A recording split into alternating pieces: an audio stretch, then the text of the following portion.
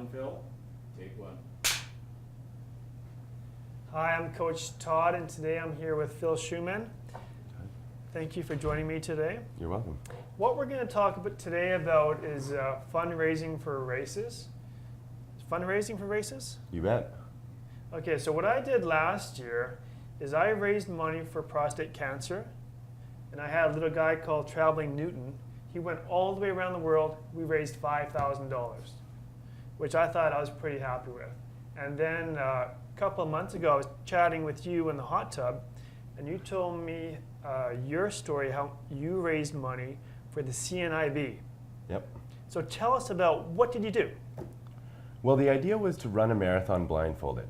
And so the concept, because my father's blind, is that there's a lack of awareness out there about the challenges that people face when they're blind. We all know what it's like to close our eyes, but when we do that, we put ourselves in a very comfortable situation in our own house, sitting on the couch and close our eyes and try and do something.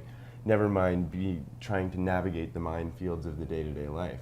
So my challenge was to run a marathon blindfolded with the 1,000 people around me and get jostled around and really push myself outside of the comfort zone. Have you ever done a marathon before? Yes, I've run 4 before this. What was your best time? 4:05, I think, was my best time. Okay. So I'm relatively slow. It's just a recreational thing. Okay. But yeah, so we went ahead, and my brother was my guide, and there was no physical contact. I want to stress that. Absolutely no physical contact. He never touched me once throughout the race. I touched more people bumping into them than I did my brother.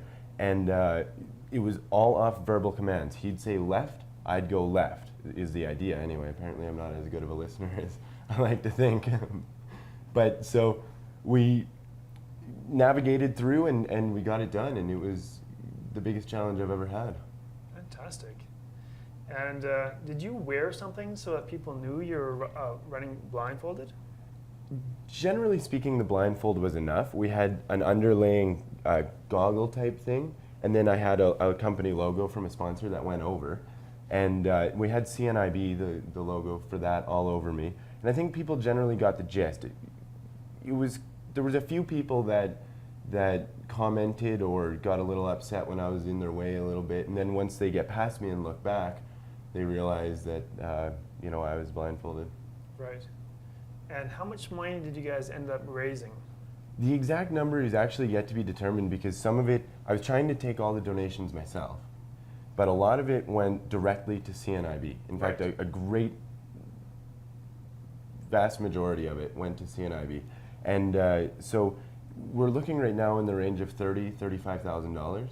That's for fantastic. CNIB. Yeah, it worked out pretty good. The goal was 50, so we're a little bit under, but it worked out well. Fantastic. Now, do you have any other fundraisers coming up this year? Ooh, that's an interesting one. I'm looking to break a Guinness World Record to do with stair climbing. I'm not really talking about it right now because everything's not approved yet. Hush. Yeah, okay. But Top yes, secret. I am, with the idea of there's a few charities out there for the prevention of childhood obesity and diabetes and that type of stuff. So there will be something coming out. Okay. Oh, yeah. Let's get back to your blindfolded marathon. What was your final time? The final time was 5.5 hours. That's awesome. So we ran pace for a 4-hour 15 marathon pretty much right through, and the last 10 kilometers was the slowest couple hours of my life, I'll tell you. It was rough. And so tell us what was happening the last 10 kilometers. Like, were you disoriented, or were you able to run on form and everything? Was everything staying together, or? The best way that I describe it is I always tell my friends, I say, you never need to do drugs. If you ever want to feel completely out of your mind, run a marathon blindfolded, because it was messed up.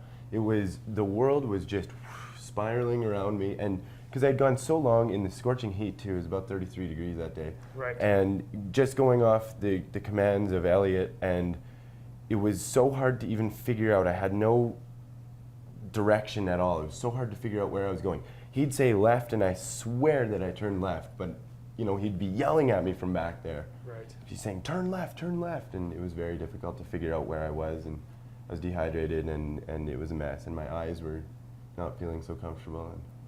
Now, you've done it once. Are you going to do it again? People ask me this. Yes. Yeah. In the near future? No. No. I'm frightened. But Yes, I can't say that I'm satisfied with the time fully, and it's going to happen again. You know what? An idea popped to me. So you've done a marathon blindfolded. Hmm. What am I going to ask you? Are you going to do a triathlon blindfolded? That's right. You know, that's an idea that's come to my mind a few times, and it's funny because my father's blind, Yes. and so I'm trying to get him training for a triathlon. Oh. So while I'm doing that, it's a little difficult to try and train myself for a blindfold triathlon, although I have considered it for sure. Oh, fantastic. So in the future. And what does your dad think of what you've done? Oh, he absolutely loved it. He was really inspired to get back into it and really get going. And we actually had several other people from CNIB contact me, visually impaired people that wanted to do something like this themselves and wanted to know how I could help them and etc. Oh, that's fantastic. It was good. Now, if people out there want to contribute to your cause, how can they do that? I have a website actually. It's just being built. It's philipschuman.com. That's Philip with one L and then SC and the word human after.com. And all the information should be there within good. time. Yeah. Good. Well, Phil, that's it for today. Thank you for joining us. Well, thank you, Todd. I think that story is fantastic. I remember you telling me about it, and I was blown away that you actually did that. It's crazy that you were able to do that, and you raised so much money. Well, thank you. I mean, I look at what I raised, and I think, wow, we all can raise money for different fundraisers, and it's hard at first, but just try it. Pick a small race or event or something and see what you can do. You'd be surprised what might happen. Can I say one more thing? You sure can. If anybody wants to go for a blindfold run, you can get in contact with me through Todd and I'd be more than happy to take you out. Although, disclaimer here, I won't be responsible for any injuries that result. I like the disclaimer. That's excellent. I work in insurance. Yeah, sounds good. That's it. Thanks, Phil. Thank you, Todd. That's it, guys. Happy training.